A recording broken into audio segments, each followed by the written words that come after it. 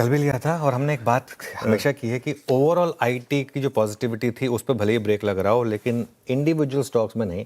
और कोफोज पर तो विरोम तब बुलिश हुए थे जब पूरा आईटी पैक इतना ज़्यादा बेरिश था। 3 महीने का चार्ट रखेगा और आई थिंक 31% के रिटर्न है और लगातार आई थिंक इसने मैसिव पैसा बना के दिया। और ये एक और आपके लिए एग्जाम्पल है, वीक सेक्टर में भी अगर आप एक आउट परफॉर्मर चुन लें ना, वो आपके लिए बड़ा पैसा बना के दे सकता है। क्योंकि एक बड़े सेक्टर में लोगों को, अब कोई आईटी फंड है उसको झक मार के ओवर वेट होना पड़ेगा ना, जो आउट परफॉर्म कर रहा है उसमें, तो वो अपने आप आपको उस तरीके से रिटर्न दे देता है। तो ये एक और कारण है कि आप इस तरीके का मूव देख रहे हैं यहाँ पर। इसकी कोई कॉल की पूछता हूँ एक बार। हालांकि याद रखिएगा मंथली कॉन्ट्रैक्ट कमेंस हो चुका है, इट्स ऑलमोस्ट थर्सडे, तो शायद ना मिले करंट मंथ की, बट मानस किसी ऑप्शन ट्रेड में कन्वर्ट करना चाहिए, क्योंकि अब ये स्टॉक वो कर रहा है जो कि ये बहुत ही एग्रेसिव तरीके से करता है।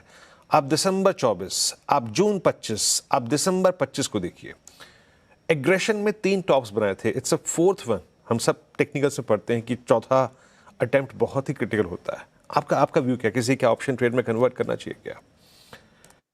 देखिए, आप एक फ्रेश ट्रेड ले सकते हैं कोफोर्ज में। कल मैंने इसको बीटीएसटी में रिकमेंड किया था। तो वो टारगेट ऑलरेडी अचीव हो चुके हैं, लेकिन क्योंकि एक ब्रेकआउट है, मेरा समझना है कि कोफोर्ज में करंट लेवल्स पे भी खरीदारी कर सकते हैं।